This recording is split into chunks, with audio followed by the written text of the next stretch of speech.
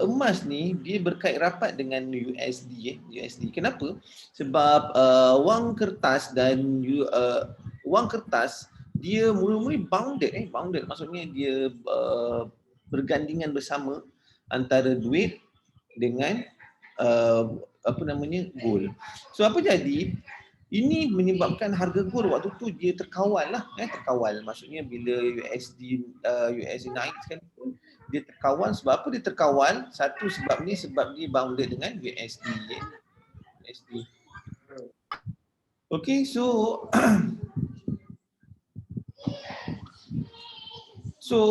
kita boleh nampak yang bahawa bila dia bounded dengan USD, harga emas ni dia kekal lebih kurang sama saja. Kalau saya lupa nak masukkan dalam ni, kita boleh nampak yang harga emas ni sebenarnya dia tak naik banyak sangat.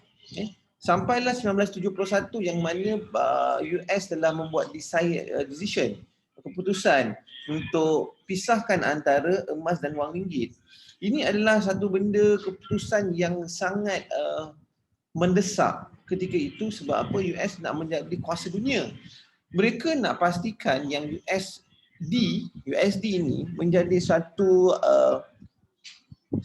kuasa untuk membeli dan menjual. So takkan mereka nak gunakan emas yang mana mereka tidak boleh kawal. Siapa yang kawal emas? Kawal emas adalah Tuhan. Allah yang kawal emas. Sebab apa?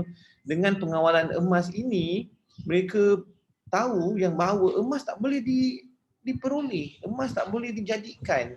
So itu yang menyebabkan wang kertas dikeluarkan daripada emas. So apa jadi? Emas semakin bernilai, wang kertas semakin lama semakin tidak bernilai. Sebab apa? Banyak wang kertas telah dihasilkan lagi dan lagi dan lagi. Ini yang terjadi dekat waktu sekarang, berlakunya inflasi. Sebenarnya kita tak faham. Okey. So bila kita tak faham tentang inflasi, kita akan merasakan yang bahawa duit kita, bila kita dapat dividen ASB, bila kita dapat dividen tabung haji, itu semua adalah kenaikan jumlah. Sebenarnya tidak. Sebenarnya itu bukan kenaikan jumlah. Ia adalah mengurangkan kadar inflasi yang kita tanggung untuk setiap tahun. Bagus untuk masuk ASB? Yes, saya memang cakap ia memang bagus. Tapi dalam masa yang sama, kita kena faham yang bahawa sebenarnya apa yang kita dapat dividen daripada ASB atau tabung haji itu adalah sebenarnya bukan menaikkan kita punya nilaian. Dia hanya menaikkan berapa banyak jumlah wang kita. Mengurangkan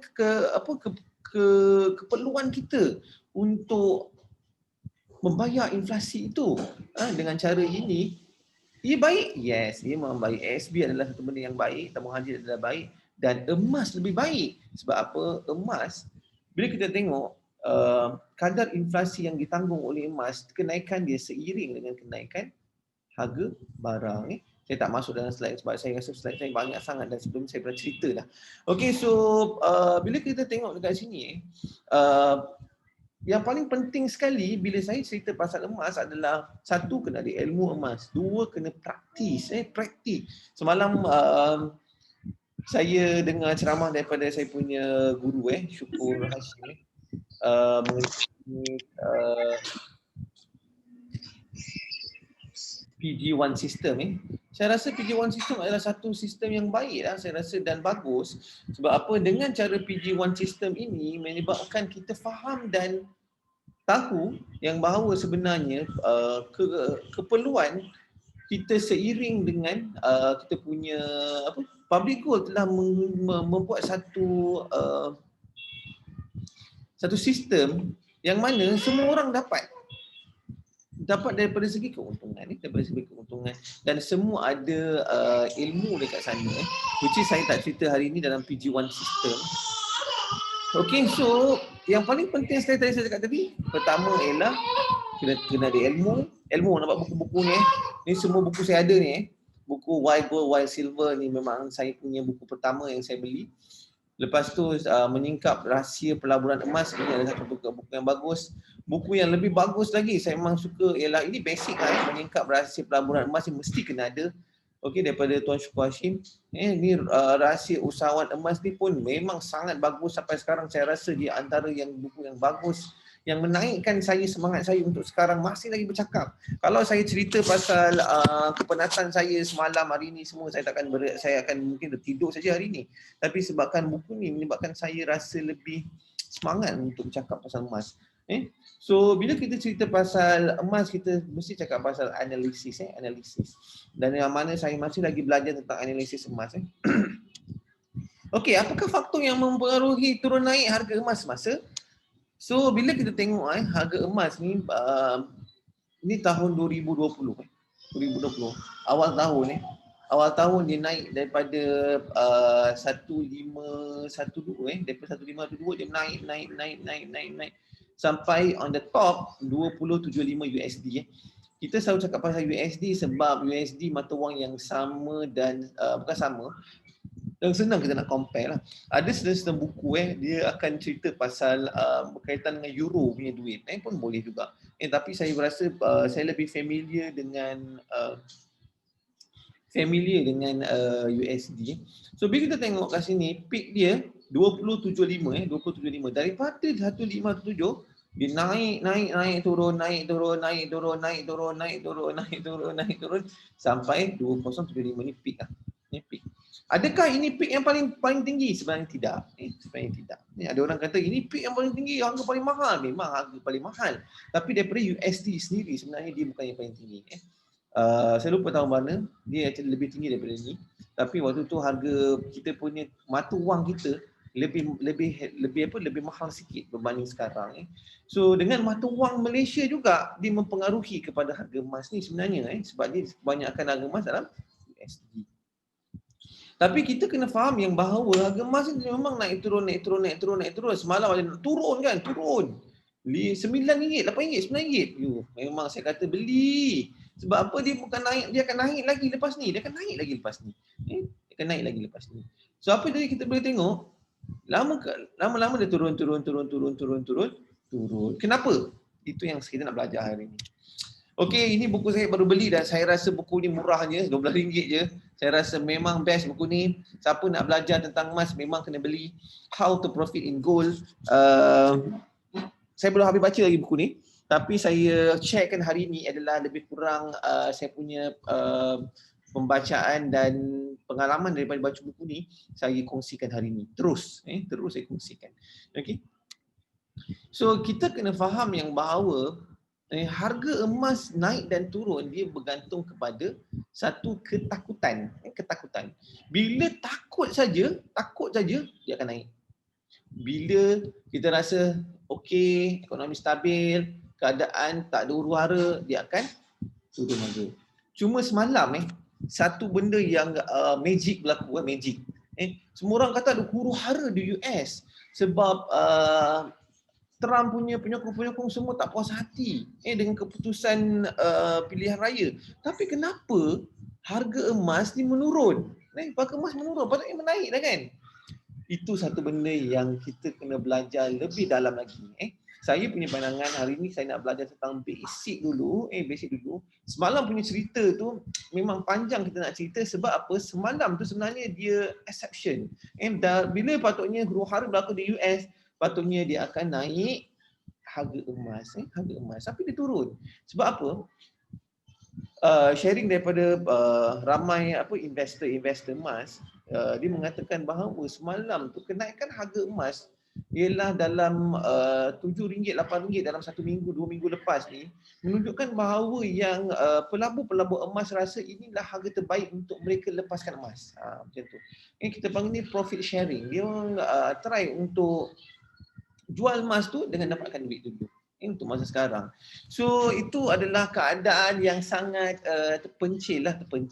Okey, so kalau kita nak fikir pasal faktor yang mendorong harga kenaikan dan penurunan harga emas, kita kena faham dan bahawa kalau berlaku saja ini inflasi di US, data pekerjaan US yang berlaku setiap minggu, setiap 2 minggu macam tu, kita tengok pada stimulasi yang berlaku di US, kekuatan US dollar dan kekuatan Malaysia ringgit juga mendorong tapi hanya sedikit sangat kestabilan ekonomi dan kestabilan politik. Semalam tu ialah sebenarnya satu keadaan yang exception. Bila ada exception macam ni, sila beli. Sila beli. So saya cakap dengan saya punya customer, bila kalau tak ada dekat dalam faktor-faktor yang yang ada mendorong kepada kenaikan harga emas tapi dia turun, maksudnya kita ni kena beli lah, kena tambah lagi kita punya ni. Dan semalam kita tambah bukan sikit-sikit kena tambah. Semalam patutnya kita tambah 50 gram, 100 gram. Sebab apa? Kita tahu, bila saya tengok semalam, memang ramai orang jual, oversold, banyak sangat orang jual dia punya emas dia. Okey, saya buat sikit pemahaman yang jelas dalam tempat dia faktor ni. Sebenarnya ada banyak Saya rasa ada 10 atau 20 faktor, tapi saya bagi faktor yang mudah adalah 4 faktor. Kita kena faham yang menentukan harga tu naik tu kan kita tau. Kita beli 50 gram, orang beli bertantan. Pelabur dia yang decide, dia yang akan tentukan harga emas ni. Pelabur ni siapa Pelabur ni kita kena faham yang sebenarnya central bank atau bank di dunia banyak yang melabur dalam bentuk emas. Malaysia, adakah Malaysia dalam bentuk emas? Saya pun lupa nak tunjuk masukkan dekat dalam slide. Nanti saya share dekat dalam grup. Yang bahawa sebenarnya Malaysia juga ada melabur dalam emas tapi mungkin sangat sedikit. Mungkin dalam lebih kurang 5% macam tu. Dan ini dengan pelaburan-pelabur ini mereka yang menentukan harga emas. Pelabur-pelabur ni siapa? Bank-bank dunia, negara-negara besar. Sekarang negara yang paling besar sekali pegang harga emas adalah bukan US dah, ialah China. China memegang. Siapa yang pegang tampuk sekarang? Dialah yang pegang emas. Kenapa? Sebab emas ni dia, kebaikan dengan emas ni, dia boleh liquefied, maksudnya boleh dijual beli dengan mudah sebenarnya. Dan kita simpan dalam bentuk yang berbeza sebenarnya adalah dalam bentuk wang ringgit juga. Tapi bezanya ialah kita yang menentukan nilaian dan kadar. Bila kita menentukan kadar, contoh orang saya tak faham, orang masih tak faham.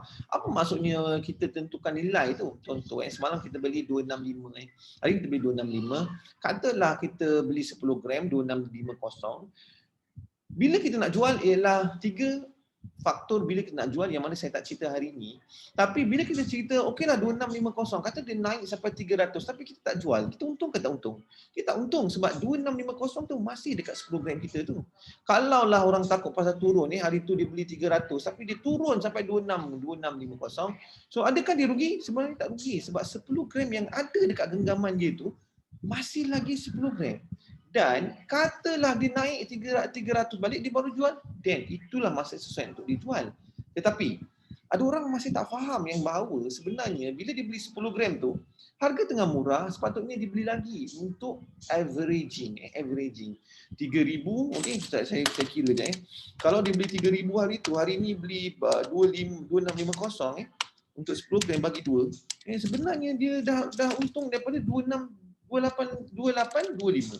So dia tak perlu nak tunggu lama sangat tak perlu nak lama sangat untuk sampaikan 300 yang mungkin lagi 2 tahun 3 tahun macam tu. So mungkin dia boleh tunggu lebih kurang 1 tahun hari tahun saja, ataupun kita tak tahu mungkin bulan 2 tengah raya Cina mungkin dia akan naik. So itu permintaan pelaburan. Maksudnya permintaan pelaburan tu bukannya kita yang tentukan. Pelabur-pelabur besar lah. Contoh pelabur-pelabur bank dunia, central bank, US, China yang melabur ni. Kenapa dia orang melabur? Itu disebabkan oleh daripada segi yang seterusnya adalah daripada segi inflasi ataupun deflasi. Inflasi dan deflasi ni maksudnya apa? Inflasi ni bila kita cerita pasal contoh kita beli barang yang paling mudah saya rasa kata kita beli beras.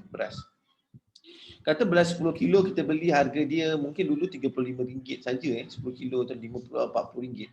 Sekarang harga dah mungkin RM50 ke RM60. Kadar beratnya sama. Kadarnya sama.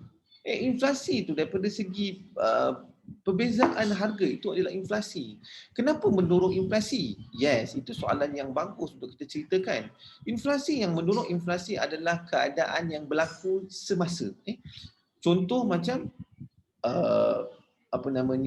coronavirus. Apa yang berlaku?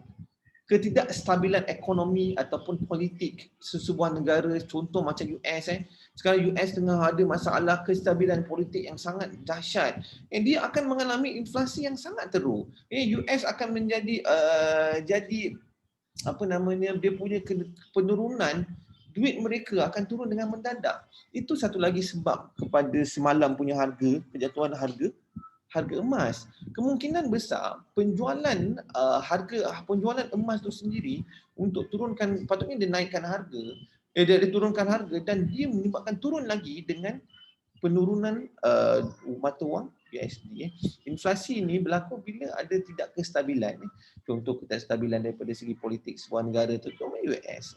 Dan kita boleh nampak yang mana tentang coronavirus, kita cerita pasal deflasi, kita cakap pasal vaksin. Semua orang cakap vaksin boleh berguna, vaksin bagus, semua-semua ni. Ini akan menyebabkan deflasi dan ekonomi akan baik membangun, dalam masa yang sama emas akan start turun. Itu yang paling ditakuti oleh orang yang beli emas sekarang, yang mana saya rasa tak perlu takut. Sebab apa? Kita kena faham yang bahawa bila emas dijual banyak, mesti waktu tu turun dan orang akan start beli balik. Itu yang menyebabkan menurun, dia naik balik. Okey, satu lagi ialah geopolitik. Geopolitik ni, geo tu geografi, politik tu politik. Geopolitik ni adalah berkaitan dengan contoh macam apa, berlaku pergaduhan antara Iran dengan US dengan China kan. Ini geopolitik ni sangat mendorong kepada penurunan harga, tetapi dia tidak banyak sangat lah saya bagi pendapat saya. Tapi ia mendorong juga kepada penurunan harga emas. Dan pasaran mata wang seperti yang saya cakap tadi ialah kita punya mata wang especially USD. Bila berlakunya dalam keadaan yang sekarang mata wang US menurun, so saya punya pandangan dia akan berlaku kenaikan harga emas mungkin tak lama. Mungkin penurunan harga emas ni sementara saja. So grab. Okey, ini satu daripada inflasi yang sangat teruk berlaku dekat Zimbabwe. Zimbabwe ni adalah satu negara yang kaya raya.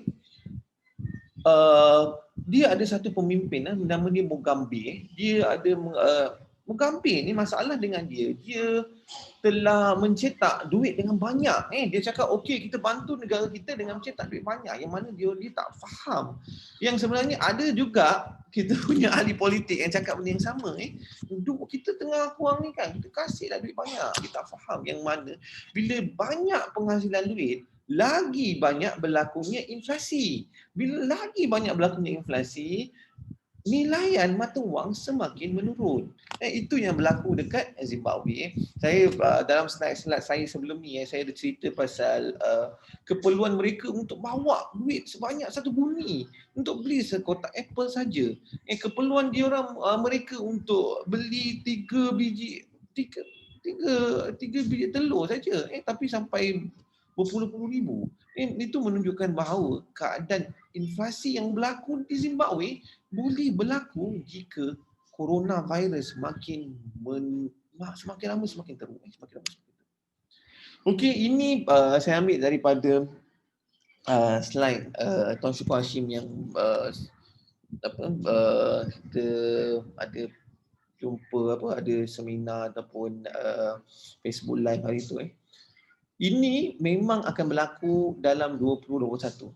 Kita tak payah nak jadi macam pelik sangat bila berlaku pergerakan emas ni. Sebab apa? Memang dah jelas yang bahawa Trump dan Biden memang sekarang ni masih berlakunya perbalahan. Ini yang jadi US election yang mana dia orang dalam keadaan yang sangat sikit perbezaan, mereka akan mengalami benda ni akan berterusan lah. COVID akan berterusan. US punya election yang dah selesai tapi masih tak ada keputusan pun akan menyebabkan pergerakan harga emas. Tanya dengan saya, US election ni akan menyebabkan harga emas ke tidak? Kita kena tengok daripada faktor-faktor yang lain. Ini faktor-faktor yang menggerakkan emas. Kita panggil ni ialah faktor-faktor yang lain. Faktor-faktor fundamental yang saya cakap tadi tu adalah faktor-faktor yang penting juga. So program stimulasi kita boleh nampak sebenarnya dekat dalam memberikan stimulasi, siapa yang faham tentang stimulasi? Stimulasi ni ialah bagi satu jumlah wang yang besar untuk gerakkan ekonomi. Katalah ni hari tu Trump kata dia baru nak sign 1 bilion 1 trilion wang USD untuk gerakkan ekonomi. Saya punya pandangan ini adalah akan menggerakkan harga emas dengan mendadak. Mungkin ambil masa tapi dia akan naik juga. Kadar inflasi bila stimulasi saja dia akan inflasi lah sebab duit banyak. Apa jadi? Nilai wang jatuh. Dalam masa yang sama inflasi akan berlaku. Kita tak boleh, mungkin RM100 kita yang dulu tak boleh beli dah apa yang kita boleh dapat sekarang. Apa yang kita boleh dapat sekarang, apa yang kita boleh dapat dulu. So sekarang yang kita RM100 mungkin kita dapat sekarang, masa akan datang kita belum tentu dapat benda yang sama. Itulah kita panggil inflasi. So geopolitik saya cakap geopolitik geopolitik ni adalah tentang inilah Iran dengan US dengan Iran, ada orang bunuh semua ni Itu pun memainkan peranan juga. Okey. So lagi ialah COVID memainkan peranan yang sangat besar. Yang mana sekarang ni COVID, saya sebagai frontliner boleh mengatakan bahawa COVID sangat teruk sekarang, sangat teruk. Dan menyebabkan semua orang dalam kecelaruan. Kita ada vaksin, tapi nampak masih sama. Apa jadi dengan vaksin kita ni? Itu sebab bila orang cucuk vaksin, lepas tu ramai yang bagi feedback yang negatif, menyebabkan COVID ni, jadi benda ni akan berlarutan dan berpanjangan. Dan kita tak tahu how effective kita punya COVID punya vaksin. Tapi itu saja yang kita boleh buat untuk pastikan COVID-19 semakin baik. Dengan ada mutasi, lagi teruklah kita. Sebab apa? Vaksin yang dihasilkan tu tak cover untuk mutasi.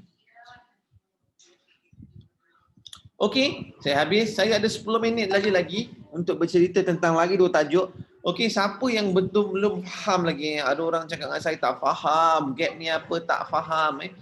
Even saya punya gila pun tak faham lagi yang gap ni apa.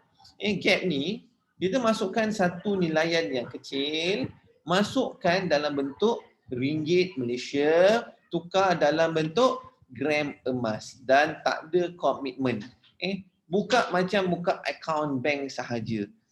So orang akan cakap, nak kena bayar bulan-bulan ke? Nanti ni macam mana? Nanti kan? Tak apa. Yang paling penting buka akaun, masuk RM100, saya akan bagi semua ilmu. Ini yang selalu orang cerita senang RM100, sokong fizikal. Bila masa boleh keluar fizikal. Typhoon pun boleh keluar. Typhoon pun boleh keluar daripada gap. Saya dah tanya Typhoon, siapa yang suka Typhoon tu boleh keluar. So 24 jam transaksi online, maksudnya pergi tekan gap, bangun tidur, gap murah, tekan terus. Senang betul sekarang ni. Tak perlu dah nak susah-susahkan diri. Pergi ke kedai untuk beli emas, tak payah dah. Pergi kat sana, masuk gap, tekan dan boleh dibeli. Okey, so akaun bersama anak, inilah yang saya tekankan. Siapa yang ada anak yang betul-betul nak buka akaun, saya bantu.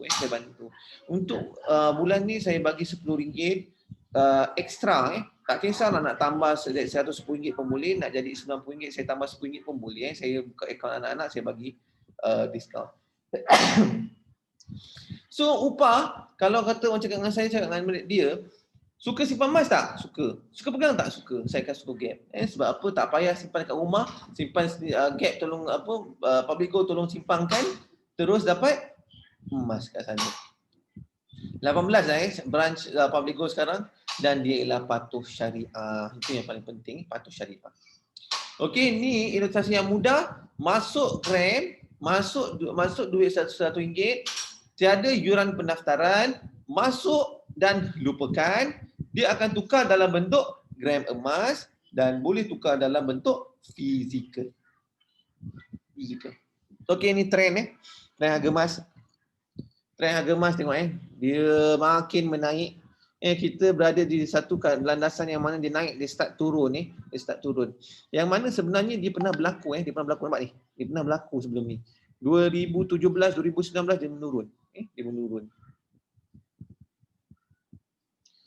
Ni dia menurun 194 tiba-tiba tu 180 Kat sini 2-3 tahun, 2 tahun ni ramai penyimpan emas dah lari lah sebab dia kata turun, emas tak untung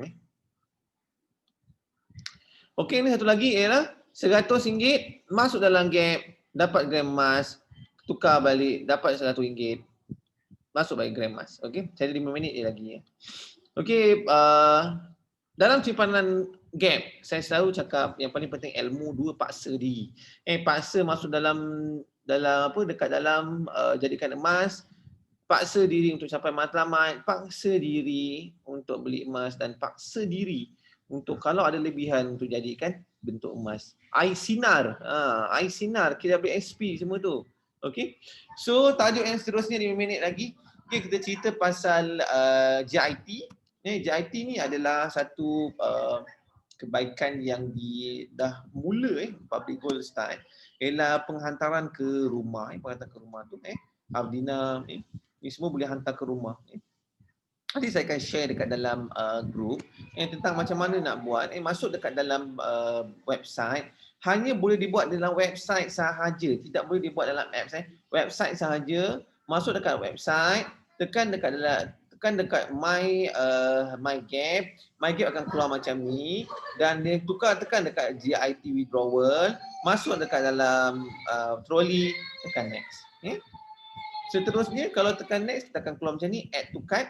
Nanti dia akan masuk dekat dalam, dia akan suruh alamat dan lepas tu dia akan buka dekat sana dan dia akan tulis kat situ Gold Premium. Gold Premium ni apa? Ialah kita panggil tu upah lah, macam biasa upah. Upah nampak? Upah. Dan shipping pun ada RM10. Setiap RM10 ni sebenarnya boleh maksimum sampai 10 gram. Janganlah buat 2.125 je. Maksimumkan dia sampai 10 gram. Maksimum sampai 10 gram baru RM1 je 1 gram. Ya Allah, murah benar lah tu RM1. Hantar post ke rumah, tak payah pergi bawa kereta ke sana, RM1 1 gram. Ya Allah, murah sangat saya rasa lah. Okey, ni saya cakap nak cerita sikit pasal PG Mall. PG Mall ni sebab ada orang masih tak faham. Okey, sebenarnya dua benda yang kita boleh dapat keuntungan dari PG Mall. Satu ialah shake the world. Shake the world. Shake the world ni apa? Shake the world ni adalah yang mana pergi dekat apps, tekan dekat apps sana, dekat bawah tu ada satu kita panggil tu shake the world. Tekan ataupun shake, kita boleh dapat 10 sen ataupun voucher. Nombor dua, what's in the box. What in the box ni actually ada dekat dalam website. Kalau sempat nanti saya tolong saya buka sekejap. Okay, website 3 minit lagi ada. Okay, ini fix campaign, memang ada 3 campaign ni. Hot day still hari-hari ada. Pay week bonanza setiap 25 hari sampai 5 hari bulan, free shipping and shocking sale. Shocking sale. Okay, inilah dia. Okay, so siapa yang bukan dealer tapi suka membeli dan suka share, sila pastikan share dekat dalam PG Mall. Sebab PG Mall tak payah bayar pun macam Lazada. Katalah kita seorang yang suka share, kita share dekat kawan kita beli, kita dapat 0.5 cashback. Kalau kawan kita seorang lagi beli, kita dapat 0.5 cashback. Katalah kita ada kawan kepada kawan kita beli, kita dapat 2 kali cashback. Kawan kita beli, kita dapat cashback 0.5%. Kawan kepada kawan kita beli pun kita dapat. Ya Allah, bestnya. Best sangat. Best sangat. Okey, ini untuk kepada yang own purchase, kepada yang tak jadi dealer. Ni dealer, ni priority dealer, premium shopper. Saya sekarang yang ini nak jadi elite shopper lepas ni. Doakan. Saya perlukan lagi siapa-siapa yang nak masuk tim saya. Okey, so saya dah ada Facebook page, dah ada YouTube channel, dah ada Telegram channel pun dah ada. Sila follow. Saya mungkin tak selalu sangat update, mungkin dalam seminggu 2-3 kali saja saya busy Tapi most of the time update kat sana lah. Dan kepada mereka yang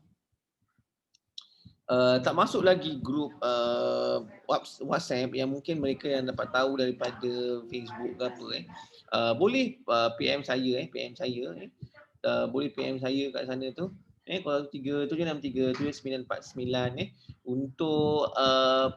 untuk pemahaman lanjut tentang pembelian. Okey, itu saja untuk hari ini. Saya kalau cakap ni tak akan berhenti, tapi itulah sekarang ni Zoom dia limitkan saya. Okey, so hari ni secara in summary, secara conclusionnya, kesimpulannya saya akan kata bahawa kenaikan harga emas dan turun adalah satu benda biasa.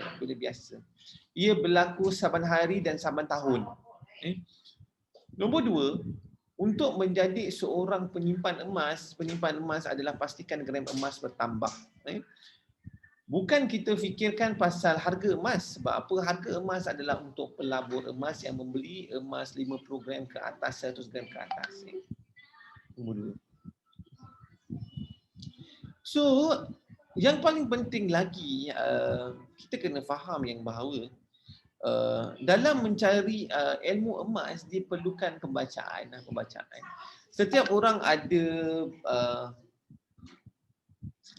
ada pemahaman dan ilmu yang berbeza.